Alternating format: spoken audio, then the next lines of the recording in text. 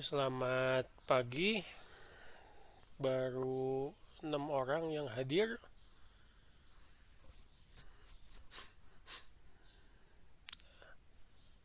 Ada angkatan 2017. Nggak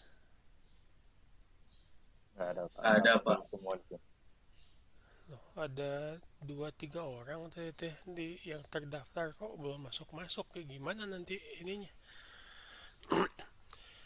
Baik, ini pertemuan kedua kuliah rekayasa eh, interaksi ya. Jadi kita lebih mendalami apa yang kita pelajari di IMK ya, mungkin nanti juga ada bahan-bahan lain sebagai tambahan. Pada dasarnya adalah bagaimana kita bisa meningkatkan, memperbaiki ya, interaksi khususnya manusia dan komputer. Mana wajah-wajahnya? Pagi-pagi sudah pada bangun belum nih? Udah Pak. Wah, baik. Materi kita hari ini mengenai kognitif ya. Jadi kita lebih memperdalam bagaimana sih kita mencoba memahami mungkin ya eh, interaksi khususnya dari sisi manusia. Oke, kita lihat materi hari ini.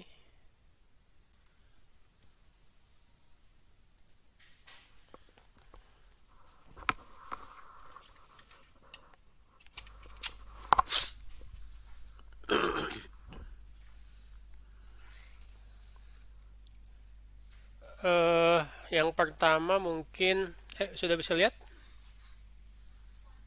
Sudah Pak. Oke.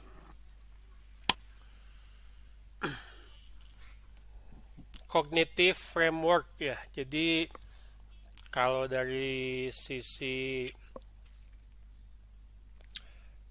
sistem informasi ya, nanti Anda bakal banyak mengetahui kerangka kerja ya. Salah satu yang kita pelajari di sistem di rekayasa interaksi itu adalah cognitive framework, kerangka kerja kognitif, atau dalam bahasa Indonesia dikenal sebagai kognisi. Apa yang disebut sebagai kognisi? Ini kalau dari istilah dari kamus ya, istilah ilmiah untuk bagaimana manusia itu berpikir, proses of thought ya, bagaimana proses berpikir, bagaimana Anda itu mengingat, belajar. Ada yang melamun sekarang? Apa yang dimaksud dengan melamun? Ya, kemungkinan besar itu adalah mengingat-ingat atau memiliki keinginan, atau mungkin kata lainnya berhayal. Lalu bagaimana mengambil keputusan? Bisa melihat sesuatu, lalu membaca, menulis, dan berbicara. Nah, beberapa penulis, saya mengutip, sebetulnya kalau dari bukunya itu ada beberapa penulis ya, cuma kalau mengacu kepada sumber saya ngambil yang dari Don Norman.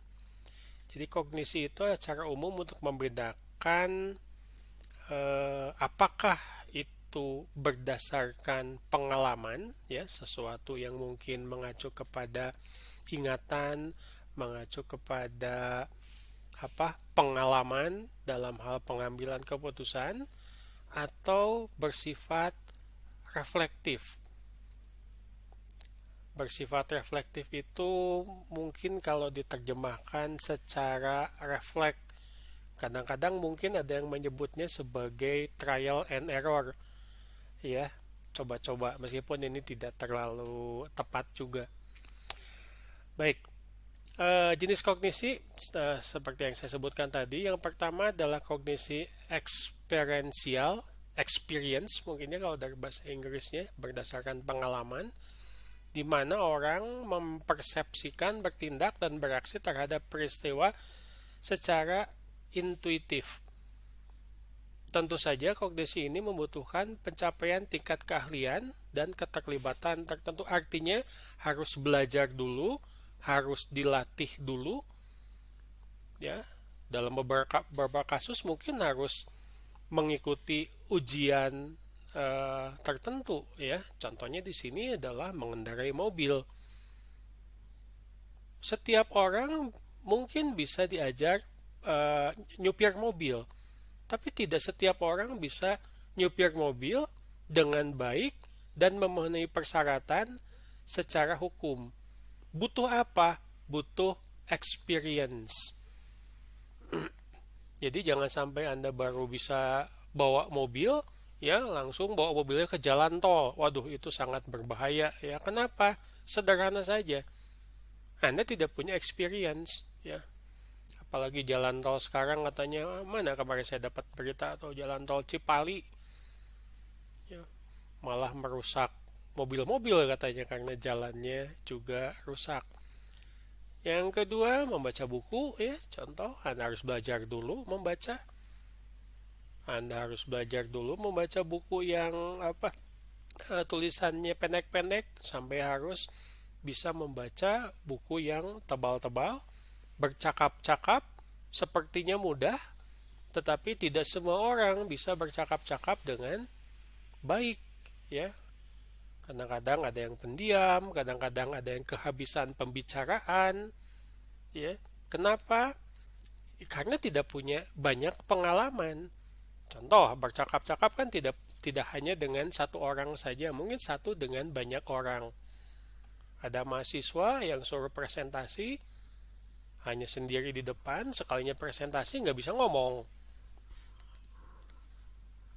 Malah membaca apa yang dia presentasikan, bukan mempresentasikan. Kenapa? Alasannya adalah tidak memiliki pengalaman, ya. Termasuk menonton video juga bukan hal yang mudah, ya. Menonton film maksudnya, dalam beberapa kasus Anda mungkin menonton film yang Anda tidak mengerti, ya, karena Anda tidak punya experience mengenai, atau mungkin Anda juga tidak suka mengenai genre dari film tersebut. Lalu ada kognisi reflektif. Nah, di sini melibatkan upaya mental, perhatian, penilaian, dan pengambilan keputusan yang dapat mengarah pada ide dan kreativitas baru. Ini adalah saat Anda di mana pemikiran Anda, ya, kemampuan, terus keilmuan Anda ini dituntut untuk merancang, mempelajari, dan mungkin juga menulis laporan tertentu. Ini bukan berdasarkan pengalaman, tapi sesuatu yang harus dijalani saat itu juga. Apa ya istilahnya? Belajar sambil jalan. Ya, hal ini tidak mungkin Anda lakukan pada saat belajar mobil. Gampanglah belajarnya sambil jalan saja. Ya, tidak bisa, ya. Tetapi kalau Anda misalkan menulis tugas, masih ingat pada saat Anda pertama kali dapat tugas membuat laporan waktu kuliah semester 1, ya mungkin Anda tidak tahu sama sekali gimana caranya. Mungkin Anda mencontoh dari teman. Mungkin Anda buat semampu Anda. Jalan dulu, buat dulu. Setelah selesai, Anda dapat nilai, Anda belajar. Mulai dari reflektif ke eksperiensial. Anda belajar lagi, memperbaiki laporan Anda. Ya, itu maksudnya. Ini kita akan pelajari satu-satu, termasuk juga bagaimana nanti dalam desain, ya, dalam rekayasa interaksinya, terutama berkaitan dengan user interface, coba kita terapkan.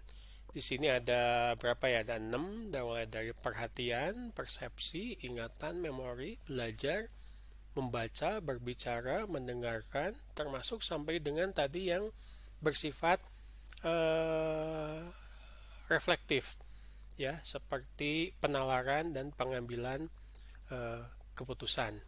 Sebetulnya tidak selalu reflektif ya, kalau memang sudah biasa itu berarti sudah menjadi sebuah eh, experience atau pengalaman. Ini kalau dari bukunya yang desain interaction design itu tulisan dari, saya juga ada sulit dibacanya nih, Eysenck dan Brisbane. Yang pertama itu adalah perhatian, attention. Saya kadang-kadang suka mengeluhkan ya kemampuan atensi mahasiswa. Baru 15 menit kuliah, setengah jam kuliah, sudah sulit untuk konsentrasi. Sebetulnya atensi itu apa?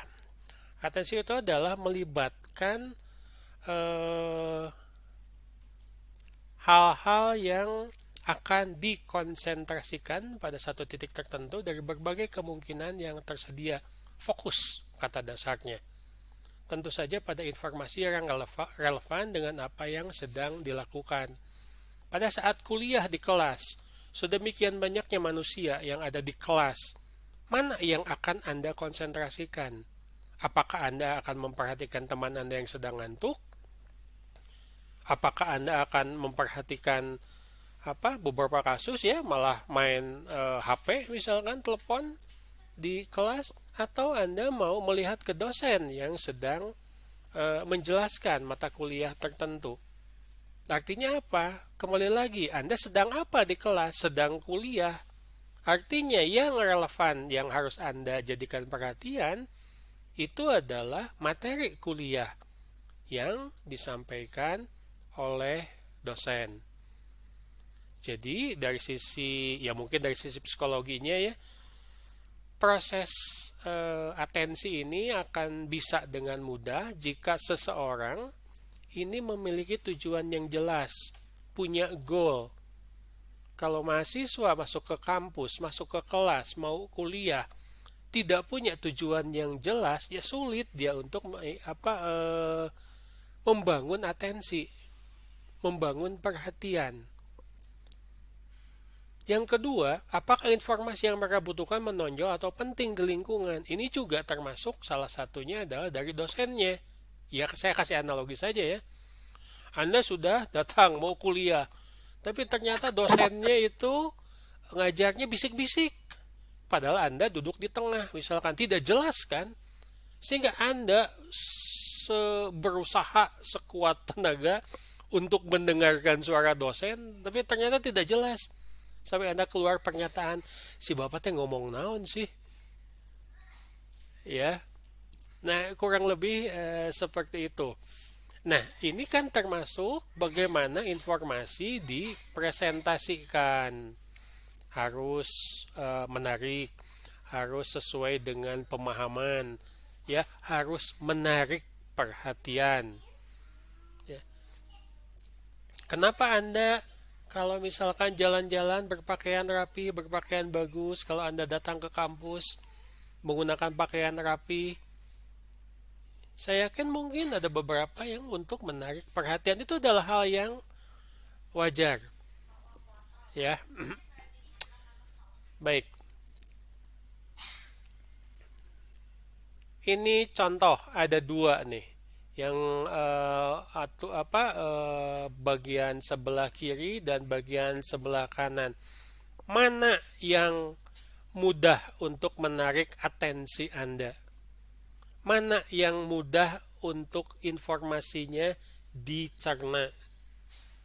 Yang sebelah kiri atau yang sebelah kanan? Kanan, Pak. Kenapa? lebih mudah tersusun. dilihat, Lebih rapi. mudah dilihat. Bagaimana Anda bisa melihat bahwa jarak, spasi, tabulasi, penyusunan kolom itu bisa membuat perhatian kita menjadi lebih mudah. Ya, kebetulan ini contohnya di mana ini, di Amerika kali ya. Ini ada apa? Ada sebuah kota, beberapa kota yang memiliki hotel. Kalau kita punya kepentingan untuk mencari hotel dengan rate tertentu atau biaya tertentu, akan jauh lebih mudah mencari yang di sebelah kanan. Satu, teratur ya dari susunan. Dua, memudahkan kita untuk memperhatikan. Alasannya sederhana, karena presentasi informasi itu ditampilkan dengan baik. Jadi kata kuncinya adalah jika Anda ingin memudahkan pengguna untuk membangun atensinya, pastikan bahwa presentasi informasi dilakukan dengan baik. Anda sudah belajar estetika, Anda sudah belajar apa tahapan-tahapan desain. Anda sudah belajar mengenai warna, Anda sudah belajar mengenai pemilihan huruf. Nah, hal-hal seperti ini harus diperhatikan. Contoh, saya pikir Anda bakalan kesulitan jika seorang dosen di kelas membuat PowerPoint presentasi itu tidak terurut dengan baik. Betul? Satu dosen misalkan ya memberikan presentasi, ternyata dari materi kuliah seharusnya dari A ke B, dari B ke C, sementara di presentasinya dari A ke C dulu, dari C balik lagi ke B. Tidak terurut itu saja akan sudah membuat Anda apa bingung ya. Presentasi informasi akan sangat menentukan atensi dari dalam hal ini adalah pengguna. Paham ya? Kira-kira lagi ngapain? Ada yang pernah Oke, melakukan ini? pernah. Kira-kira menurut Anda banyak yang mati tidak pada saat melakukan ini? Banyak Banyak, Pak. nyaris semua. Betul.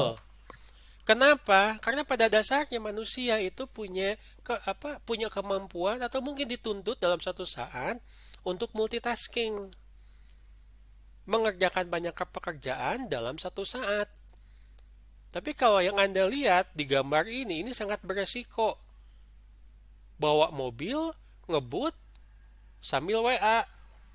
Atau lebih parah lagi, sambil update status atau ngobrol di Twitter. Waduh, itu bahaya sekali.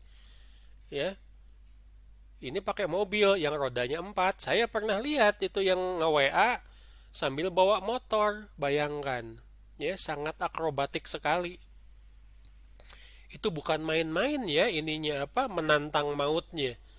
Nah, bagaimana caranya bahwa Anda harus menyadari manusia itu punya kecenderungan multitasking. Bagaimana Anda merancang sebuah apa interaksi yang dapat mempermudah manusia me- melakukan multitasking. Contoh sederhana, kan ini kan bahaya ya memegang HP pada saat bawa mobil, bawa kendaraan. Gimana caranya supaya HP tetap bisa misalkan berkomunikasi dengan orang lain tanpa memecah konsentrasi dari jalan? Apakah menggunakan apa speech recognition misalkan? Apakah menggunakan eh, apa si HP-nya itu sistemnya terintegrasi dengan sistem kendaraannya? Contoh, Bukan hal yang aneh Anda pada saat ngetik misalkan, terus ada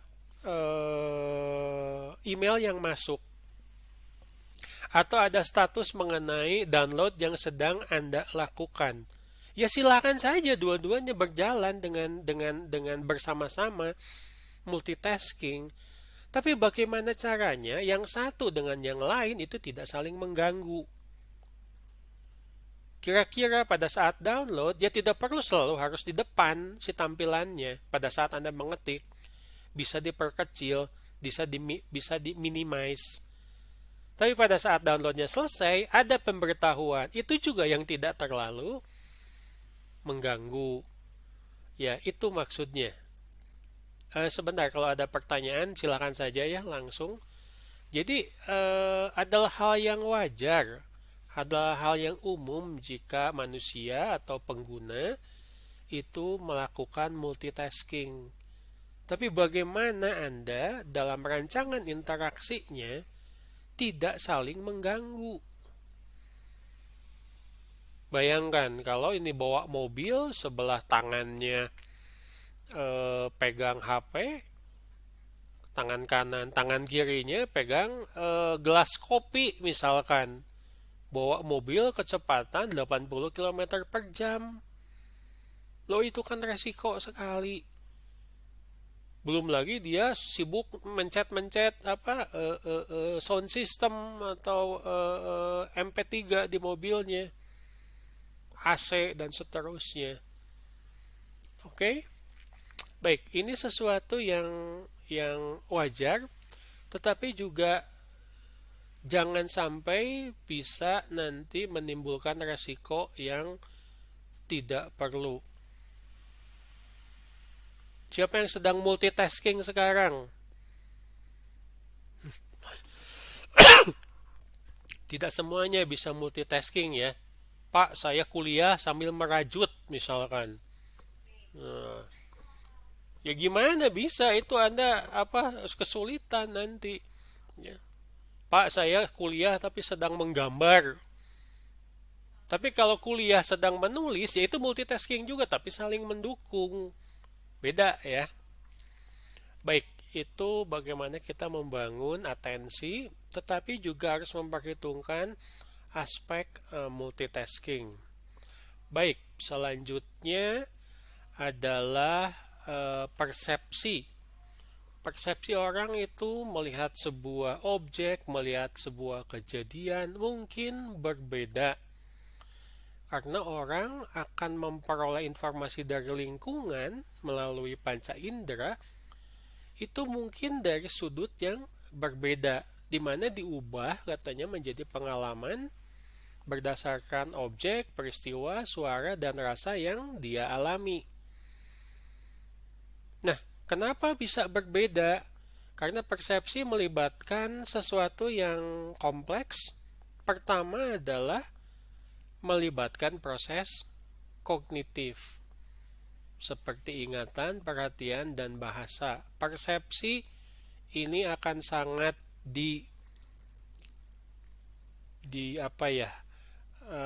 sangat mengacu kepada indera paling dominan, yaitu penglihatan.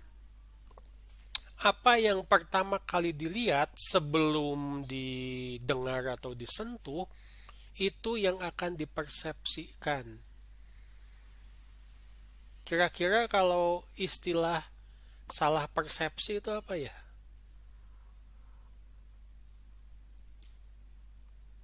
Salah tangkap maksudnya. Ya, salah tangkap istilah kita ya. Disuruhnya A malah melakukan B. Kenapa? Ternyata bukannya dia tidak sanggup melakukan A, tetapi dia tidak punya pengalaman melakukan A. Jadi kadang-kadang kalau orang salah, mungkin bukan karena kognisinya tidak bagus, tapi karena dia tidak punya experience untuk melakukan hal tersebut. Ingat ya, punya experience, pengalaman itu sangat penting. Setelah penglihatan katanya baru diikuti oleh pendengaran dan sentuhan. Hal-hal tersebut penting untuk ditampilkan. Apa kaitannya?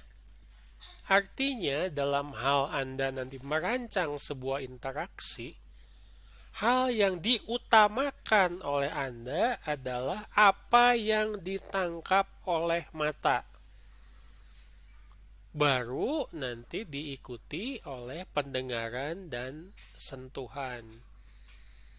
Mata dulu yang harus tertarik. Ya. Maaf, saya tanya dulu. Kalau Anda tertarik melihat lawan jenis, apa yang Anda pertama kali ini rasakan? Apakah dari mata atau dari hidung dulu? Dari mata. Dari mata. Bagaimana dari hidung dulu, Pak? Dia jaraknya 1 kilometer misalkan. Ya tentu saja dari mata. Itu hal yang wajar. Ya, ada seseorang yang menurut Anda menarik, jaraknya sekitar 100 meter, dari mata dulu. Ya, kenapa ada istilah dari mata turun ke hati? Mata dulu gitu loh. Ya, Anda mau makan, ya lihat makanan. Bagaimana Anda bisa menyebutkan makanan itu enak? Biasanya dilihat dulu dari mata. Pada saat dilihat mata, makanannya itu sudah tampilannya saja sudah bikin kita ngiler. Akhirnya dari mata turun ke perut ya. Mata dulu apa yang dipersepsikan. Ini contohnya. Bagaimana Anda bisa mempersepsikan mana yang menurut Anda lebih bagus? Yang sebelah kiri atau sebelah kanan? Kanan. Ya, dua-duanya ini bagus. Kenapa? Karena bukan hanya mempermudah persepsi, tetapi juga untuk sebelah kiri ini mungkin kurang jelas kalau dilihat dari, tapi setiap kotak itu backgroundnya seperti ubin, ya. Jadi ini ada backgroundnya berwarna biru cerah. Ini backgroundnya putih, ini biru cerah. Kalau ini dipermudah dengan menggunakan bingkai. Nah, dengan pengelompokan seperti ini, orang akan tidak akan salah persepsi bahwa ini satu kelompok. Ya, kalau di kita misalkan prodi yang fakultas teknik sebelah sini, yang fakultas hukum sebelah sini, yang fakultas pendidikan sebelah sini, itu orang tidak akan salah persepsi bahwa teknik informatika masuk fakultas hukum, ya, dan sebaliknya. Kenapa? Karena dari sisi tampilan itu sudah diperlihatkan dengan mudah. Ini yang kita sebut sebagai struktur informasi, khususnya di halaman web. Mana yang jadi judul? Mana yang jadi isi berita?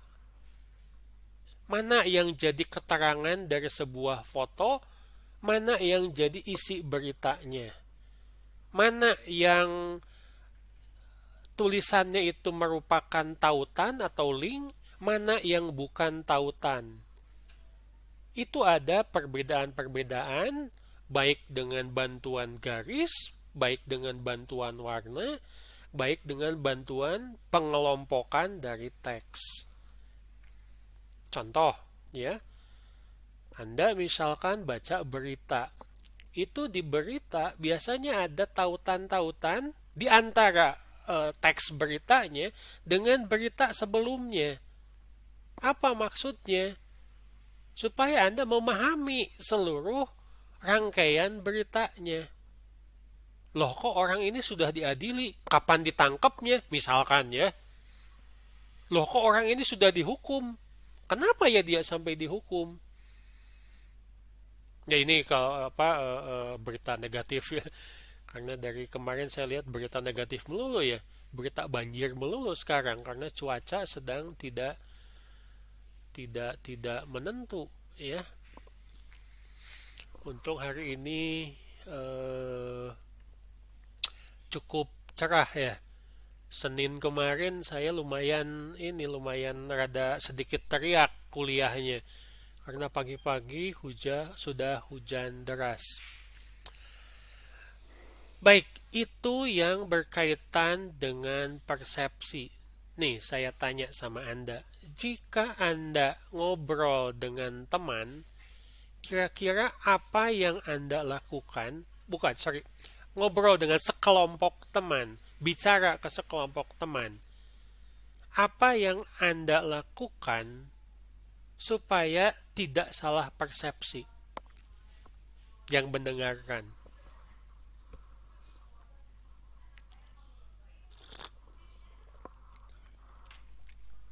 Ya, Menatap orang yang bicara tuh. menatap. Itu dari sisi human ya. Bagaimana kalau dari sisi lisan?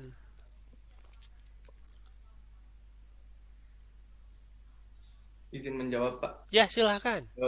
Mungkin ngomong itu dengan jelas gitu. Dengan jelas, mungkin ada penekanan. Ya, Kalau perlu diulang. Betul? Iya. Bagaimana kita menyampaikan itu dalam persepsi untuk sesuatu yang penting? Mungkin tulisannya di bold. Mungkin tulisannya pakai garis bawah. Mungkin tulisannya sedikit berbeda, bukan sedikit, warnanya berbeda.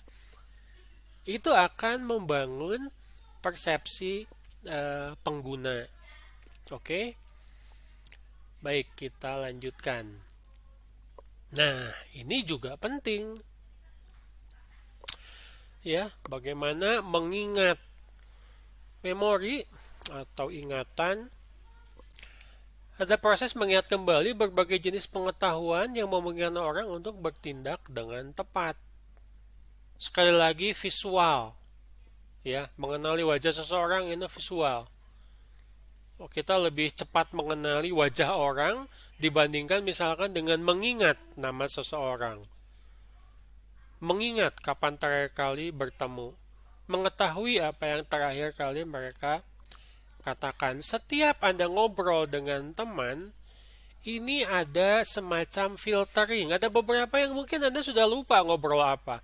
Tapi ada beberapa yang saking menariknya, ya, itu masuk ke dalam ingatan yang lebih lanjut.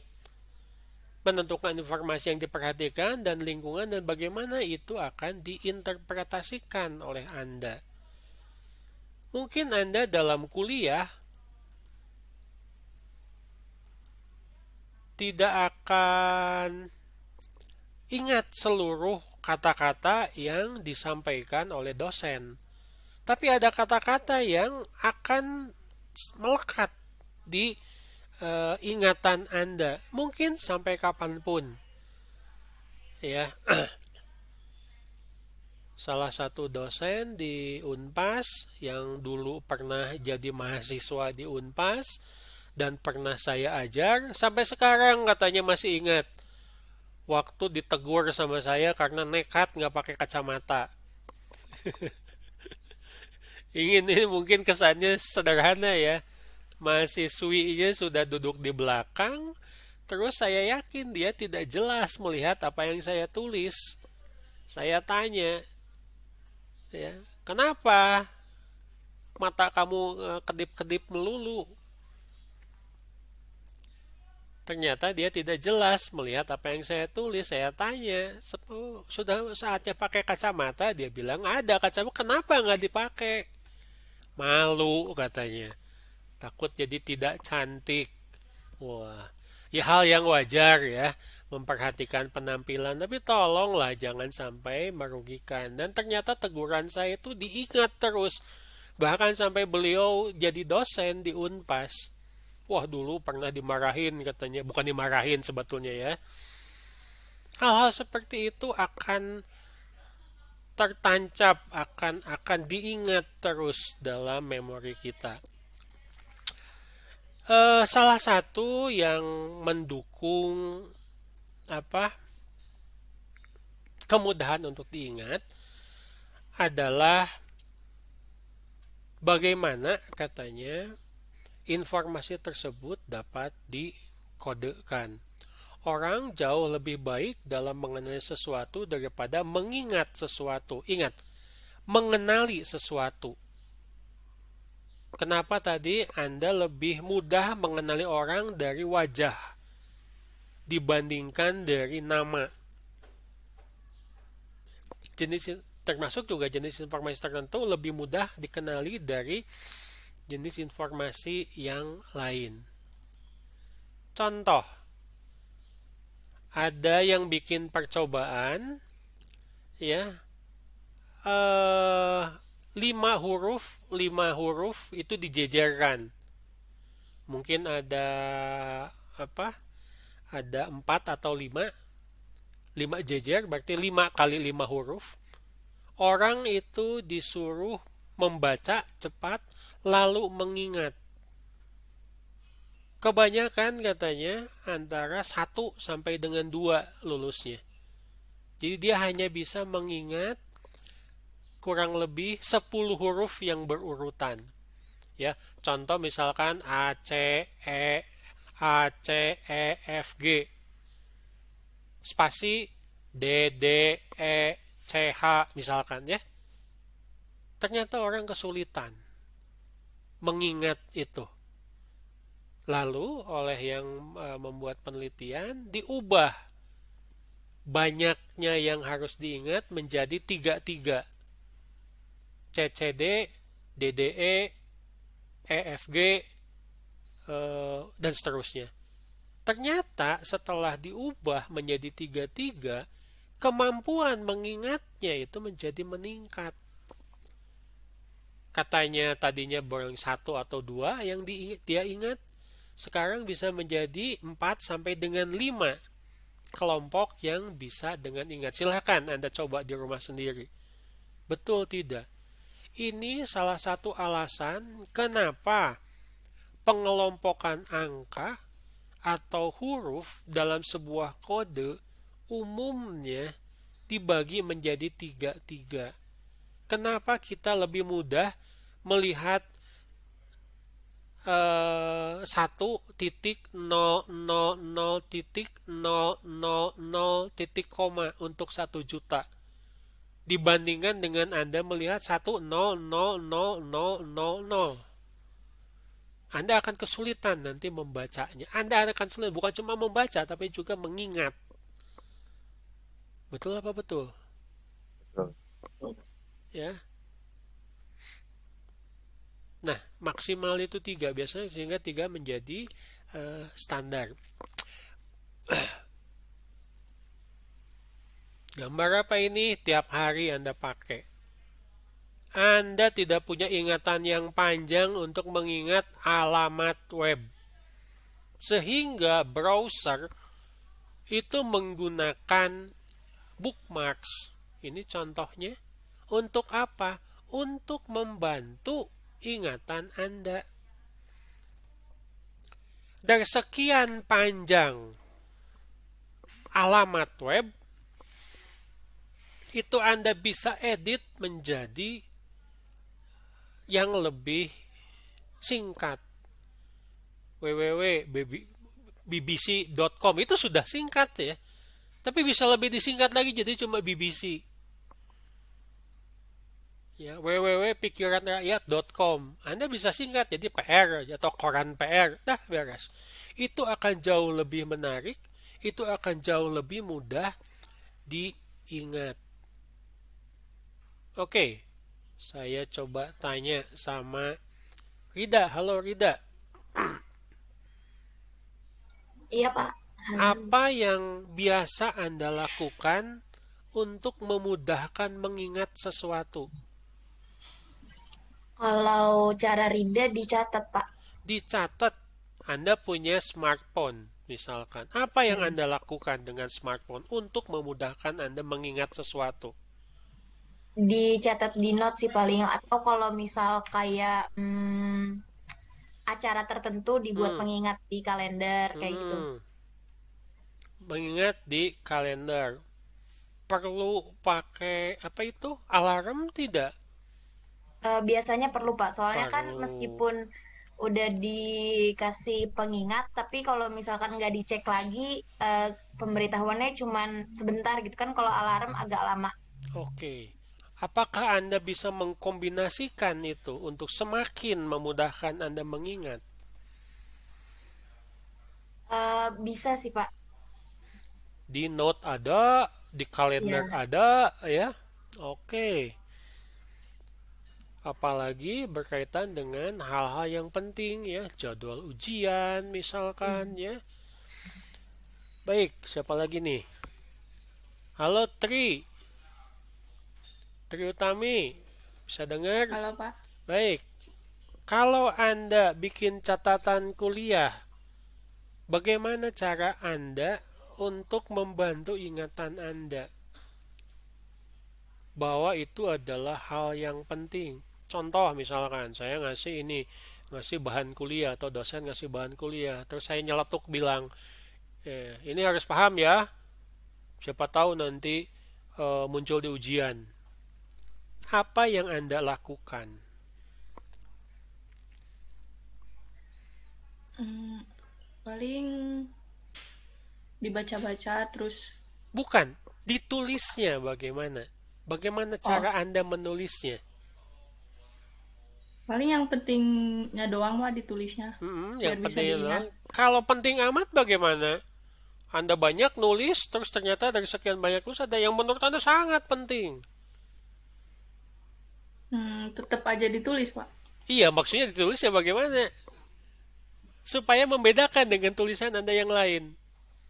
Hmm, kayak apa sih dibedain warna pulpennya.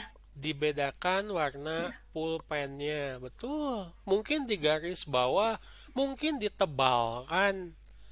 Ya, mungkin pakai catatan-catatan. Kenapa misalkan untuk membantu ingatan kita, kalau kita membaca buku, untuk membantu pemahaman kita, kadang-kadang pakai footnote ya, Iya. catatan kaki ya. Karena tidak setiap orang paham dengan ini apa, mungkin sudah lupa lagi, coba diingatkan. Apa sih ini? Diingatkan. Ya, lihat lagi halaman sekian atau mungkin ditulis ulang. Hal-hal dalam desain, dalam interaksi yang kita rekayasa itu harus memastikan bahwa atau apa ya istilahnya mudah untuk men-trigger, memicu ingatan orang akan hal-hal yang penting dan diberi fasilitas. Kita melihat di sini sederhana, namanya cuma bookmark. Tapi Anda bayangkan, nih saya tanya sama Rizky, Anda itu Ya, Pak. biasanya pakai berapa puluh website Nggak buat dihitung sih, cuman Pak. berita, buat game? Anda Nggak punya sih. yang biasa Anda kunjungi berapa puluh website? Eh, nggak banyak sih yang biasa dikunjungi. Nggak Yang banyak yang dikunjungi. di bookmark Ya, tuh ada tapi ada tetap tujuh harus biasanya. diingatkan. Ya, Ya, yang di bookmark sedikit.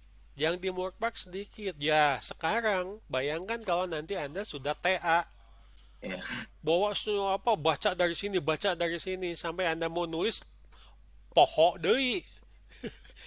Ini saya dapat dari mana? Ya, nanti jangan sampai seperti itu. ya Pak. Ya, apalagi cari di internet.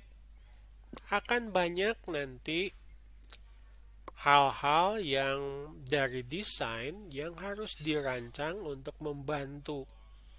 Kenapa pada saat Anda mengetikkan sesuatu pencarian, ya, kadang-kadang juga disesuaikan dengan histori dari pencarian Anda. Pertama untuk membantu, kedua untuk membantu mengingat. ya. Baik, itu memori atau ingatan. Nah, ini juga penting ya, bahwa interaksi itu harus menjadi pembelajaran. Tetapi pembelajaran ini tidak bisa lepas dari ingatan. Bagaimana kita bisa belajar dengan baik kalau kita banyak lupa? Ya. Jadi belajar akan melibatkan akumulasi keterampilan dan pengetahuan yang sekali lagi tidak mungkin dicapai tanpa ingatan. Orang tidak akan dapat mengingat sesuatu kecuali mereka telah mempelajarinya. Cuma istilahnya memang di sini ada dua macam cara orang belajar. Nih saya tanya, kalau Anda kondisi kita sekarang kuliah nih, apakah insidental atau intensional? Intensional. Memang Anda berniat untuk belajar. Ya, tetapi dalam beberapa kasus mungkin Anda tidak sengaja untuk belajar. Loh, kok wifi-nya putus? Gimana kok mendadak ya? Kenapa nih? Iseng-iseng Anda, iseng-iseng istilah saya ya. Klik kanan. Loh, kok ada tulisan troubleshoot? Kalau nggak salah kan troubleshoot itu memperbaiki, cobaan. Ternyata wifi-nya nyambung lagi. Dari sana Anda belajar. Padahal Anda tidak bermaksud khusus untuk belajar memperbaiki sambungan wifi. Karena memang dituntut untuk memperbaiki hal tersebut. Itu disebutnya sebagai pembelajaran insidental. Kalau pelajaran yang disengaja, ya contohnya seperti yang kita lakukan saat ini. Bagaimana desainnya? Pada saat orang menekan tombol F1, help, itu dia akan sengaja untuk belajar sesuatu, mencari informasi. Tapi pada saat dia coba-coba, misalkan tadi yang seperti saya sebutkan, menekan tombol troubleshoot untuk wifi, itu adalah insidental. Karena ada satu event, ada satu kejadian yang memicu supaya pengguna itu belajar. Nah, kenapa saya studi kasusnya menggunakan multimedia? Karena beberapa penelitian menyebutkan pembelajaran secara multimedia itu akan jauh lebih mudah. 1. Dipahami, 2. Diingat. Bagaimana sensor kita itu dapat menerima tulisan, word, dapat menerima picture, atau mungkin juga picture itu termasuk movie ya, termasuk video. Ini akan ditangkap oleh kuping, oleh mata. Yang dipelajari itu akan diseleksi, akan dikelola dalam working memory terus menerus, ya, di mana si suara, si gambar ini dalam working memory, dalam ingatan Anda yang sekarang sedang bekerja, ini akan diorganisir. Supaya apa? Supaya bisa diintegrasikan dan akhirnya menjadi long term memory. Akan diingat terus.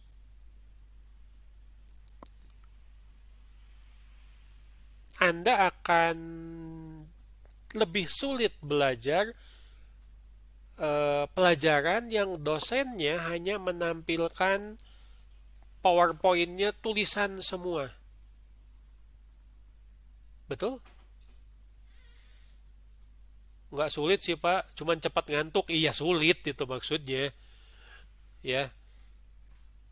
karena Anda melihat tulisan-tulisan malah jadi ngantuk. Tapi bagaimana misalkan seorang dosen dapat menampilkan multimedia dalam tulisan itu, ada gambar, ada penjelasan, ada mungkin didukung dengan video.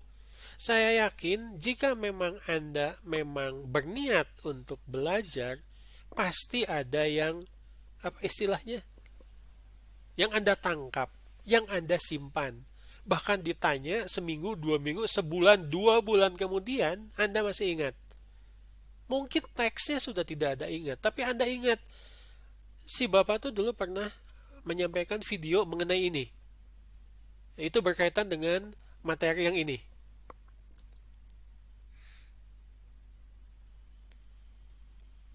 Adrian, halo. Ya, Pak. Ya, saya tanya nih sama Anda. Anda masih ingat tidak film yang pertama kali Anda tonton di bioskop?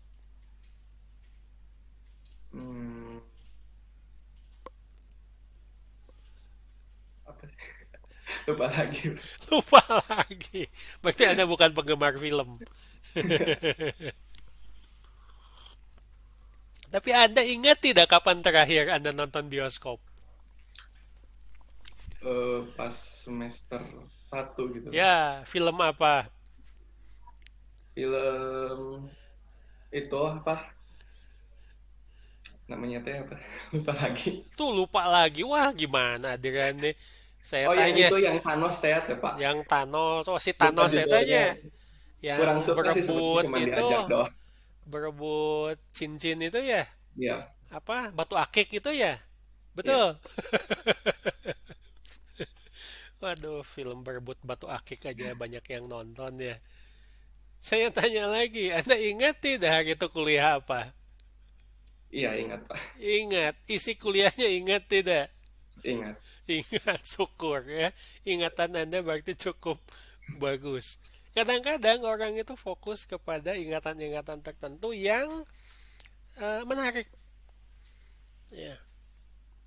Nih, betul, salah satu tantangan misalkan di bidang pendidikan adalah bagaimana menyajikan pembelajaran kepada mahasiswa itu semenarik mungkin dengan tetap materi-materi kuliah, materi-materi belajar ya, itu bisa disampaikan dengan baik.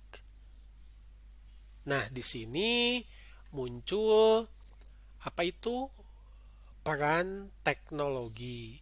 Di sini muncul peran aplikasi. Tidak cukup belajar hanya dengan membaca saja misalkan. Tapi bagaimana bisa menyampaikan pembelajaran dengan kemudahan untuk dipersepsikan dan dimengerti dengan cara sesingkat dan semudah mungkin. Di sini salah satu caranya adalah multimedia learning. Itu dijamin bakalan lebih menarik. Membuat orang lebih mudah fokus. Anda selalu bilang, oh dosen itu mah enakeun, oh dosen itu mah nggak enakeun. Basicnya adalah menarik atau tidak. Menarik mudah untuk membuat fokus. Tidak menarik sulit untuk fokus. Baik. Setelah belajar kita akan melihat bagaimanapun membaca, berbicara dan mendengar ini adalah bagian ya. Jadi tiga-tiganya itu adalah bentuk pemrosesan bahasa yang memiliki beberapa sifat yang mirip. Nah, problem ini adalah mengartikan sebuah kata, kalimat, atau frase. Termasuk juga bagaimana cara disampaikan. Bahasa tertulis katanya bersifat permanen sementara sementara mendengarkan bersifat sementara. Kenapa saya selalu bilang kepada mahasiswa, tolong dicatat, tolong mencatat kalau lagi kuliah. Ya, yang saya sampaikan mungkin besok-besok sudah lupa lagi. Tapi yang saya sampaikan dan Anda catat, itu akan lebih mudah nanti di review, dipelajari ulang. Yang tertulis itu dibaca, di mana membaca itu bisa lebih cepat dipahami daripada berbicara atau mendengarkan. Kenapa? Ya kadang-kadang orang berbicara 15 menit, padahal pokok pembicaranya itu cuma 2 menit. Sisanya itu, bicara kemana-mana. Jangan-jangan yang Anda ingat adalah bukan pokok pembicaraan, tapi yang kemana-mananya itu. Betul? Anda suka tidak dengar dosen yang 2 jam pelajaran, sejam pelajaran itu ngomong kemana-mana yang menurut Anda tidak ada hubungannya dengan mata kuliah dan tidak menarik. Nggak suka kan? Bayangkan kalau saya 2 jam ngajar, sejam saya curhat sama Anda. Pas benar-benar saya ngajar, Anda sudah habis energinya untuk fokus untuk sesuatu yang tidak bermanfaat menurut Anda. Ya. Nah, mendengarkan membutuhkan lebih sedikit upaya kognitif daripada berbicara, ya. Mendengarkan yang ngomong. Berbicara beda lagi. Orang itu bisa kelihatan cantik, bisa kelihatan kasep, ya, dari sisi fisik. Tapi pada saat dia berbicara, baru kelihatan kemampuan kognitif dia. Betul apa betul? Secantik, semenarik apapun orang, tapi pada saat berbicara hanya kemampuan kognitifnya rendah, langsung jeblok itu. Yeay. Nah, jika gitu gening. Ya. Ya untuk kita ya. Kadang-kadang kemampuan kognitif itu menjadi sesuatu. Ingat, ada yang menyebutkan bahwa smart is sexy katanya. Jadi untuk para cewek terutama nih, jangan takut untuk menjadi orang pintar. Saya baru tahu tuh baca berita kemarin. Uni Emirat Arab itu katanya bisa menerbangkan satelit sampai di Mars. Dan salah satu pimpinan proyeknya itu adalah perempuan. Umurnya belum 40 tahun. Dia lulusan dari teknik komputer yang dilanjutkan ke saya lupa lagi itu. S1-nya teknik komputer. Dia lebih ke astrofisikis kalau nggak salah. S2, S3-nya sudah doktor. Saya pikir cewek-cewek Indonesia juga bisa, ya. Kita juga punya dulu astronot perempuan pertama.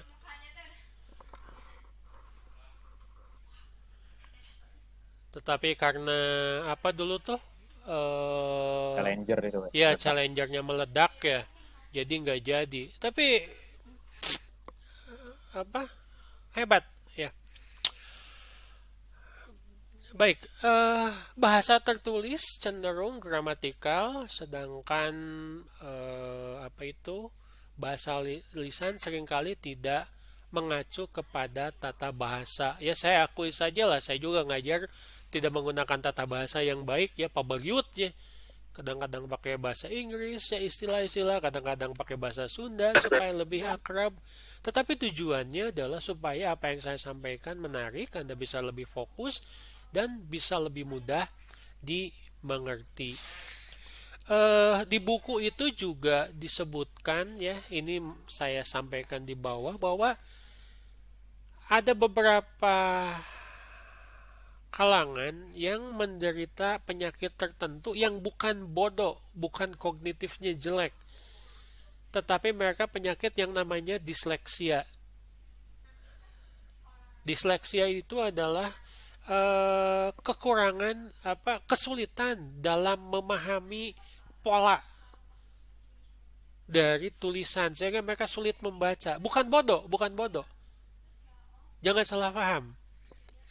Ya. Saya pernah baca katanya Einstein juga termasuk yang rada-rada disleksia. Karena beliau itu baru bisa baca kelas 3 SD kalau tidak salah. Pada saat masuk SD itu beliau kesulitan membaca. Bahkan sama gurunya itu dianggap orang bodoh. Einstein. Albert Einstein. Salah satu orang tercerdas di bumi ini. Pada saat masuk sekolah dasar dianggap anak bodoh. Bayangkan. Kenapa? Katanya karena beliau rada-rada disleksia. Jadi bukan tidak bisa, tapi butuh waktu lebih lama untuk memahami dan mengenali kata-kata tertulis. Ya, jadi dalam hal ini adalah bagaimana Anda bisa menyampaikan teks itu bisa dengan mudah dibaca. Kalau perlu pakai dukungan suara. Sehingga akan memudahkan nanti pengguna untuk mendengar. Ini contohnya, ya. Bagaimana orang itu lebih suka berbicara, tetapi dengan aplikasi tertentu kata-katanya diterjemahkan menjadi teks sehingga kemudian dengan mudah diedit, dengan mudah di-share kepada pembicara yang mendengarkan. Kita memang belum sampai di sana ya, tetapi saya berusaha untuk beberapa mata kuliah yang menurut saya penting itu coba direkam dan di-share lewat YouTube. Maksudnya itu supaya Anda bisa meskipun hanya mendengarkan tapi juga bisa membaca dari presentasi dan mengulang kembali sehingga Anda satu fokus, dua lebih mudah mengingat. Ya, ini adalah hal yang umum. Di satu sisi juga ini adalah lonceng kematian untuk profesi sekretaris. Betul apa betul? Ya, jadi tolong nanti kalau ada saudara Anda yang mau masuk mau jadi profesi sekretaris, tolong bilang sama mereka, jangan gitu ya. Sebentar lagi musnah. Ini orang sebetulnya aplikasinya itu berfungsi sebagai sekretaris, dia yang menulis dari kata-kata yang disampaikan. Tentu saja mungkin tidak langsung ya teksnya disampaikan, tapi mungkin diedit dulu mana-mana bagian yang penting. Ini sangat banyak membantu, apalagi sekarang banyak yang work from home ya.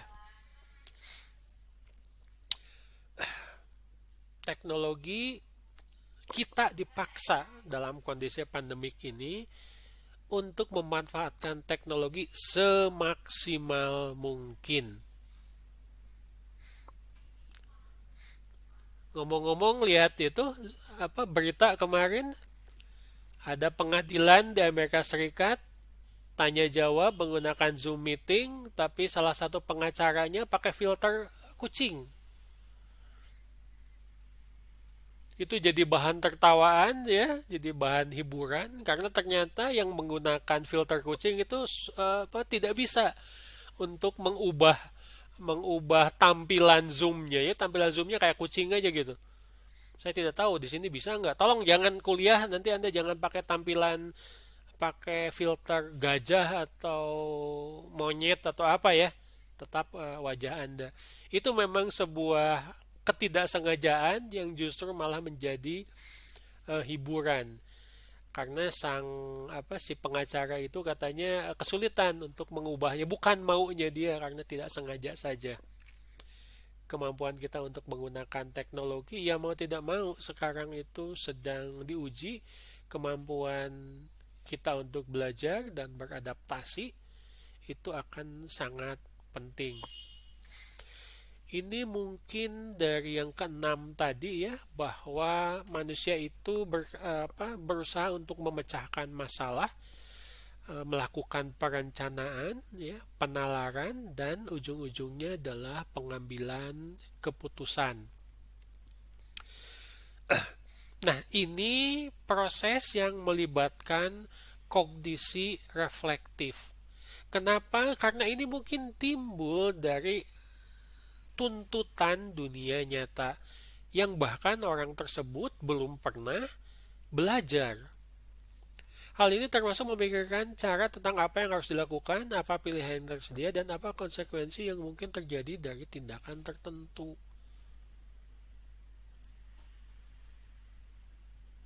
Contoh, ya.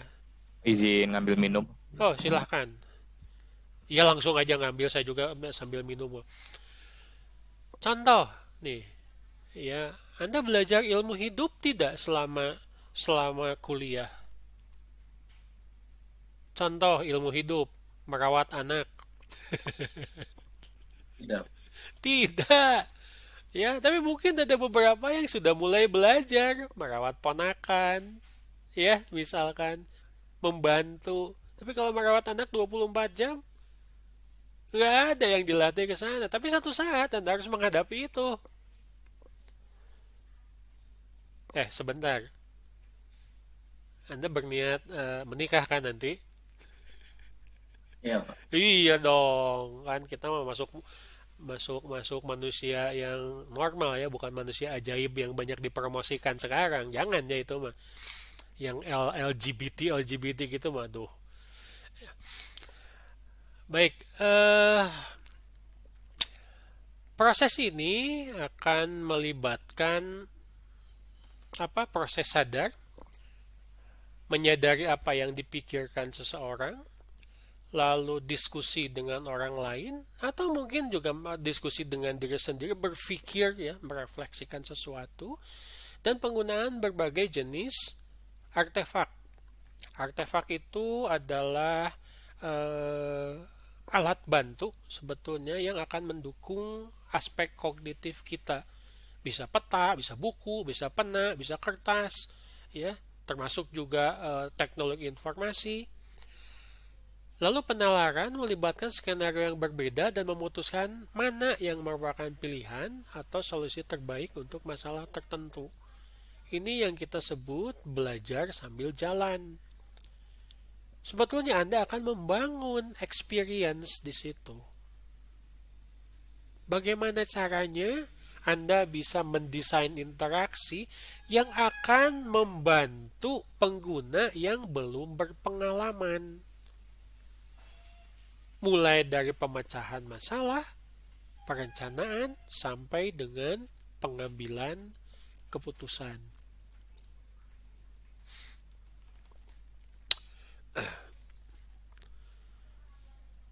Anda mau berkendaraan ke daerah yang tidak Anda kenal. Bawa mobil, mau kemana? Mau ke Cirebon. Sudah pernah ke Cirebon? Belum pernah. Apa yang Anda lakukan?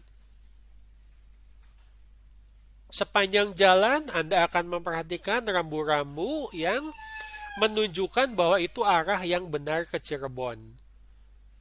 Mungkin Anda sudah mempersiapkan bawa peta. Kalau ke Cirebon bisa lewat tol atau tidak ya? Kalau ke Cirebon itu harus lewat Sumedang atau tidak ya? Harus lewat Kuningan atau tidak? Ya. Di satu sisi juga Anda mungkin bisa menggunakan teknologi informasi. Langsung dari Bandung mau ke Cirebon, Anda sudah siapkan Google Maps. Ya meskipun kadang-kadang ajaib juga ya Google Maps ya. Kalau bandwidth-nya lambat, kadang-kadang ngasih petunjuknya juga lambat. Seharusnya Anda sudah belok, Andanya lurus, belokan sudah terlewat, baru dikasih tahu. Ya, ya itu wajar lah. Tapi Anda sudah menggunakan kakas ya. Anda sudah bawa 3 kakas tuh. Memperhatikan rambu lalu lintas, bawa peta, dan mempersiapkan Google Maps. Pak, boleh nggak kalau ininya apa sambil artefaknya itu orang, Anda ngajak teman yang sudah pernah ke Cirebon? Iya sama juga. Ah, tenanglah ke Cirebon, nggak usah pakai Google Maps. Saya bawa si Anu, saya ngajak si Anu yang pernah ke Cirebon.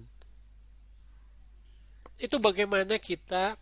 Nah, dari kondisi dunia nyata itu kita bawa ke desainnya.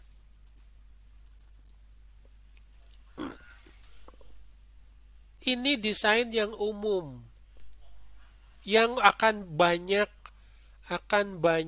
membantu. Ini contoh ya. Ini saya lupa lagi apakah dari IKEA atau yang mana. Tetapi Anda kalau mau beli apa itu furniture online, sofa kah, kursi atau meja, ya akan kesulitan nanti dalam penempatan di ruangan di dalam rumah Anda. Gimana caranya penjual bisa mendukung pemahaman pengguna dalam misalkan membantu tata letak.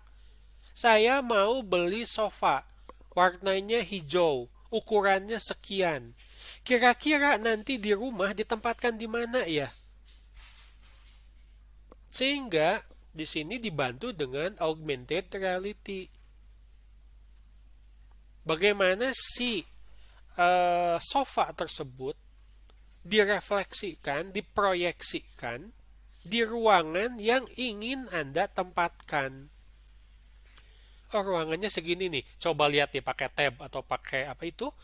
Pakai smartphone. Nanti kira-kira tempatnya segini. Sempit nggak ya? Cocok tidak ya warnanya dengan cat tembok atau dengan karpet? Seakan-akan si sofanya itu sudah ada di ruangan Anda. Padahal beli juga belum. Dari sana Anda akan bisa mengambil keputusan, oh warna hijau mah nggak cocok nih dengan warna lantai. Bagusnya mah warna yang lebih gelap. Nah, itu contohnya. Atau nggak jadi beli sofanya. Ternyata setelah dilihat, itu terlalu sempit. Sofanya terlalu besar. Saya ganti mau beli kursi saja atau meja. Paham apa yang saya sampaikan di sini? Barangnya belum beli. Tapi Anda sudah bisa melihat seakan-akan barangnya sudah ada di rumah dan Anda sedang mengatur tata letak. Ini akan sangat membantu dalam pemecahan masalah, perencanaan, sampai dengan pengambilan keputusan. Augmented reality. Bagaimana augmented reality juga bisa membantu Anda dalam berbagai hal, termasuk misalkan belajar. Termasuk misalkan bukan cuma game saja ya. Siapa penggemar Pokemon Go? Masih ada yang main, masih populer gak sih Pokemon Go? Masih, Pak.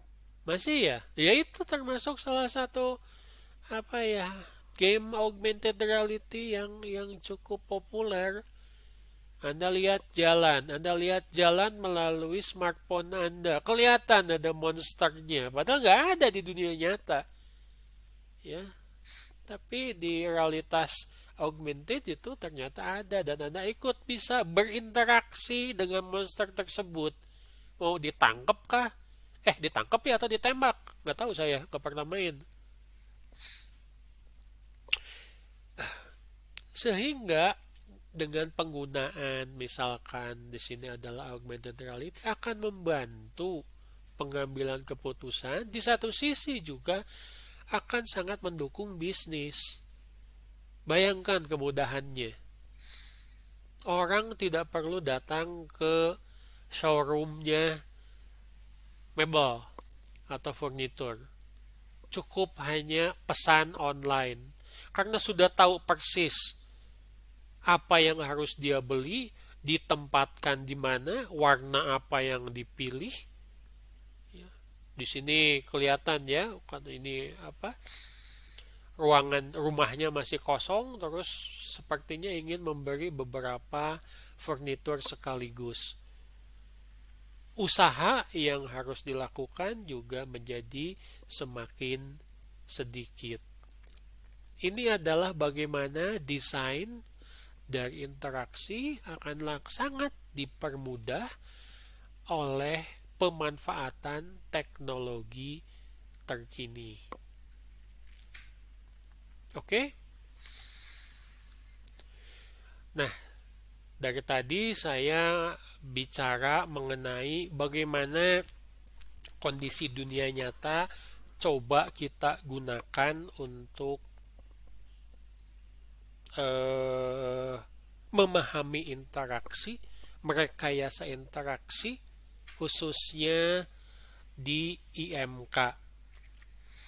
Ada beberapa model yang disampaikan di bukunya Jennifer Priest, tetapi saya melihat model yang cukup populer digunakan dalam penelitian itu adalah mental model. Jadi kalau diterjemahkan di sini adalah kerangka kerja kognitif model mental. Ya. Model mental digunakan oleh manusia ya ketika menggunakan nalar tentang suatu teknologi, khususnya untuk mencoba memahami apa yang harus dilakukan ketika sesuatu yang tidak terduga terjadi dengannya atau ketika menghadapi produk yang tidak dikenal untuk pertama kalinya. Semakin banyak seseorang mempelajari suatu produk dan bagaimana fungsinya, semakin berkembang model mental mereka. Contoh, pada saat Anda pertama kali mempelajari sebuah aplikasi, apa sih yang Anda lakukan? Apa yang membuat Anda membandingkan satu teknologi berdasarkan teknologi yang ada sebelumnya supaya Anda akan mudah menggunakan? Bagaimana Anda belajar dari Windows 7 dengan mudah Anda adaptasi ke Windows 10 padahal tampilannya beda? Bagaimana Anda belajar dari satu aplikasi grafik ke aplikasi grafik yang lain? Bagaimana Anda belajar menggunakan, misalkan ya, untuk yang di luar aplikasi, siapa yang pernah menggunakan ketel pemanas listrik? Biasanya di hotel-hotel selalu disediakan ketel pemanas listrik. Pernah? Pernah, Pak. Pernah. Apa yang Anda lakukan ketika pertama kali melihatnya? Bentuknya sama tidak dengan ketel biasa? Sama. Ada petunjuk tidak atau ada kemudahan? Ada. Ada. Apakah si cara menggunakannya itu kompleks atau sederhana? Sederhana juga. Sederhana, cuman on off doang. Ya, bayangkan kalau Anda mau pakai ketel pemanas, tombolnya ada 20. Anda bingung sendiri. Ya.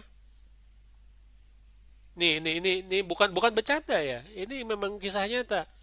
Banyak orang dari luar Jepang yang masuk ke Jepang mau pakai toilet duduknya orang Jepang itu kebingungan. Kenapa? Lah di kita kan cuma tombol air doang. Ya, paling ada air panas, air dingin, itu cukup. Lah toilet Jepang ini tombolnya sampai 6 sampai 8. Tapi ternyata setelah kita menggunakannya, ada beberapa petunjuk yang membantu. Betul tulisannya misalkan dalam huruf kanji Jepang, tapi ternyata ada lambang-lambang yang akan mempermudah. Anda bisa bayangkan toilet duduk Jepang itu menyediakan suara rekaman yang akan akan menutupi suara aktivitas Anda. Termasuk juga tombol-tombol untuk ukuran suhu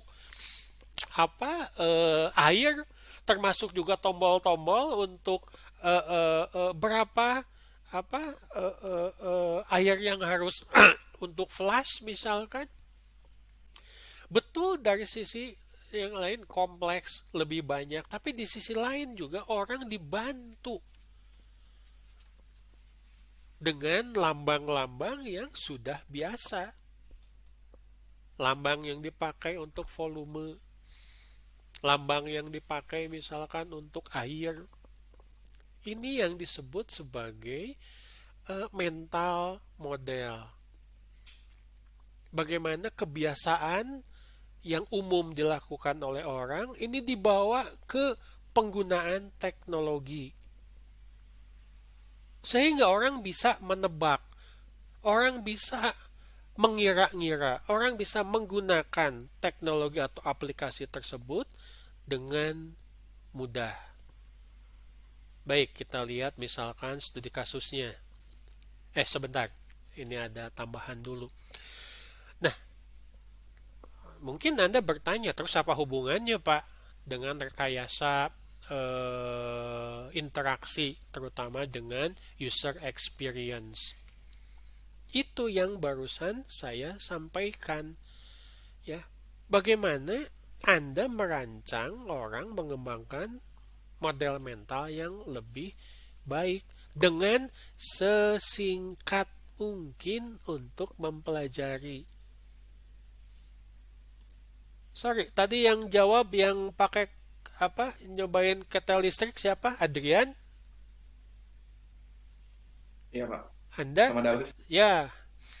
Saya tanya sama Anda, pada saat Anda mencoba menggunakan ketel listrik tersebut, Anda baca manualnya tidak?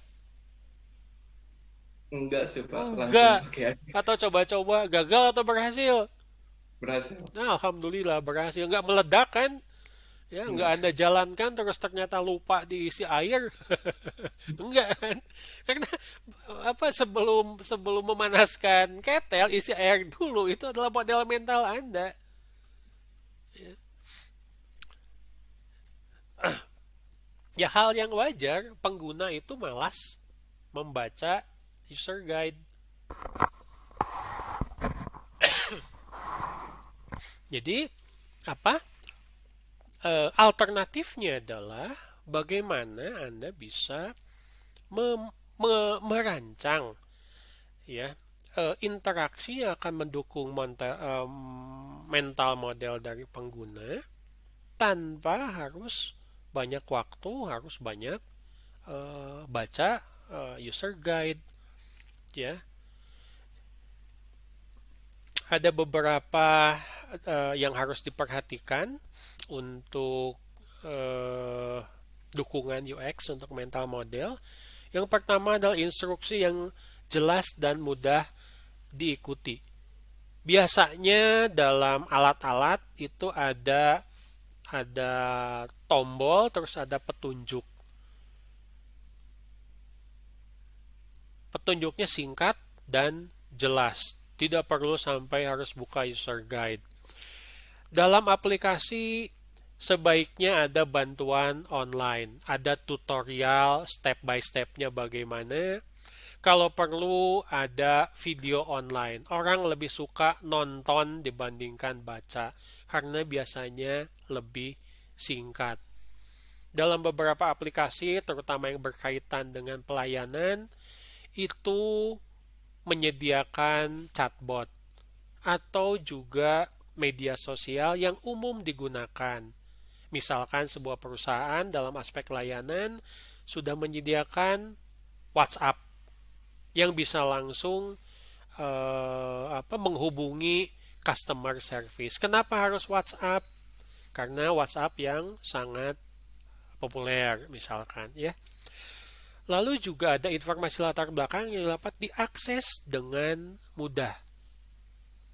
Dengan cara dan bagaimana cara memanfaatkan fungsi-fungsi yang disediakan. Ini tindakan yang Anda pilih ini disediakan dengan mudah di interface-nya. Ada masalah? Ya. Anda tinggal cari help. Nah, yang jadi problem adalah bagaimana help-nya itu dirancang supaya dengan mudah bisa dipelajari. Instruksinya jangan panjang-panjang. Menggunakan bahasa yang mudah dimengerti sesuai dengan kebiasaan. Baik, sebelum kita lanjutkan, siapa nih? Imam, halo Imam. Ya Pak, Waktu kuliah di Unpas, Anda kos? waktu semester 1 sih pulang pergi Pak naik kereta. Pulang pergi. Ya, Pernah kos? sekarang kos sih. Kos, tempat kos. Baik, kalau dari tempat kos Anda mau makan siang atau makan malam, apa yang Anda lakukan? Mencari tempat ini ke toko makan. Mencari tempat makan. makanan. Ya Pak. Mungkin tidak Anda menghayal dulu ini makan siang mau makan apa? Mungkin Pak. Mungkin. Lalu kalau misalkan Anda mau mencari tempat makannya yang di mana? Sebentar, Anda kos daerah mana? Daerah Jalan Setiabudi Pak, di dekat Setiabudi, lampu merah. dekat Unpas ya. Misalkan Anda mau mencari tempat makannya di mana? Di Margahayu Raya misalkan atau di Cibiru? Atau di Pasteur? Atau di tempat yang dekat? Utamain sih yang dekat Pak. Iya, bukan diutamain ya, pasti ngapain Anda cari makan? Ah, mau makan siang, Ya, mau makan siangnya di mana? Di Sumedang. Nyampe di sana sudah makan malam. Ya, lo itu Anda sudah membangun mental model. Jadi kalau Anda hal yang wajar kalau Anda mau makan siang, terutama anak kos, itu pasti mungkin mulai dari makanan, mungkin mulai dari tempat. Anda punya ini tidak, Imam? Punya tempat favorit tidak? Yang sering sekali Anda kunjungi untuk makan siang atau makan malam? Biasanya di Puja sih. Ya, Soalnya berarti dekat. Anda punya Punya Pak. tempat favorit. Ya. Ya, jadi kalau dalam istilah kita itu ada tempat yang sering Anda kunjungi, tempat yang paling Anda ingat. Nah, bagaimana kita menerjemahkannya misalkan dalam aplikasi GoFood atau GrabFood? Mental model dari pengguna ini diterjemahkan. Tadi saya bilang, 1 mulai dari makanan, 2 mungkin mulai dari makanan, 2 mulai dari tempat terdekat. Sama ini juga. Atau mungkin ada pilihan yang ketiga, mulai dari harga. Disesuaikan dengan kondisi dompet terkini.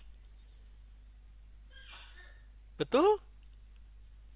Jadi, pada saat Anda merancang yang namanya misalkan GoFood atau GrabFood, itu yang Anda pikirkan.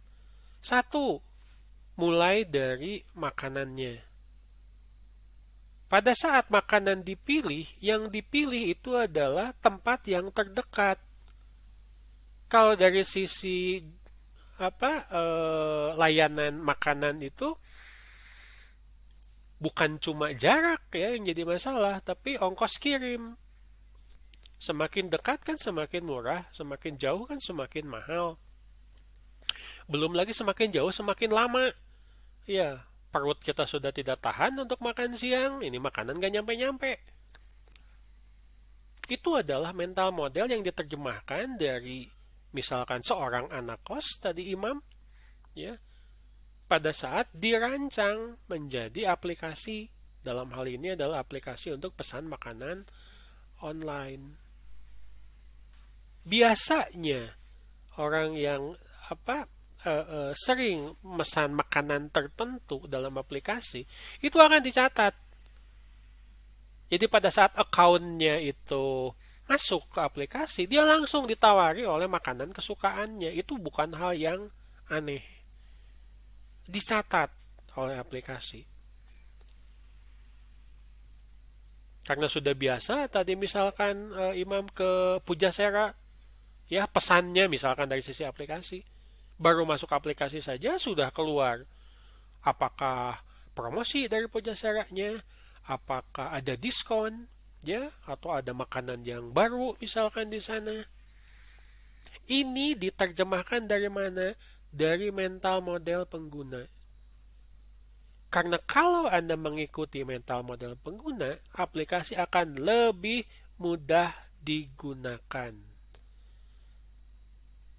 Dari sana Anda bisa berangkat, bisa bisa melakukan perbaikan-perbaikan, bisa menampilkan hal-hal yang baru, bisa mengedukasi pengguna, tetapi dimulai dulu dari kebiasaan alias mental modelnya.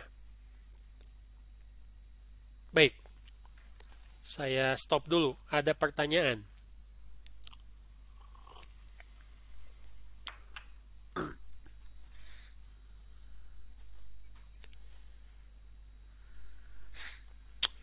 Jadi yang kita pelajari hari ini pertama adalah kognisi. Itu terdiri dari banyak proses, termasuk berpikir, perhatian, lalu memori, persepsi, pembelajaran, pengambilan keputusan, perencanaan, membaca, berbicara, dan mendengarkan. Lalu bagaimana user interface dirancang agar dapat mempengaruhi seberapa baik orang untuk pertama terutama adalah melihat. Lalu bisa terlibat atau menghadiri, belajar, dan mengingat cara melaksanakan untuk menyelesaikan tugas. Dan yang terakhir adalah manfaat utama kerangka kerja atau framework. Contohnya tadi itu adalah mental model berdasar teori kognisi yang menjelaskan bahwa interaksi pengguna, ya, lalu menginformasikan desain yang sudah dirancang, dan penting juga adalah memprediksi kinerja pengguna. Karena kalau Anda bisa contohnya memprediksi kinerja pengguna, itu akan sangat mempermudah dalam mengantisipasi misalkan kesalahan. Sehingga nanti interaksi menjadi lebih baik. Jangan sampai Anda gagal misalkan mengantisipasi kesalahan yang dilakukan oleh pengguna dan Anda tidak mempersiapkan interaksi yang akan membantu pengguna. Pengguna berbuat kesalahan, keluar saja pesan kesalahan. Error saja misalkan. Dah aja. Nggak ada bantuan untuk pengguna, bingung nanti penggunanya. Iya, saya salah, tapi salahnya apa? Bagaimana saya bisa keluar dari kesalahan ini? Bagaimana aplikasi bisa berjalan dengan baik selanjutnya setelah pengguna melakukan kesalahan? Anda tidak bisa mengantisipasi itu jika Anda tidak bisa memprediksi misalkan kinerja dari pengguna.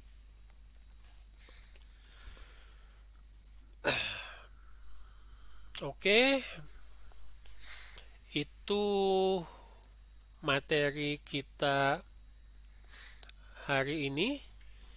Kita lanjutkan dengan diskusi. Silahkan kalau ada pertanyaan.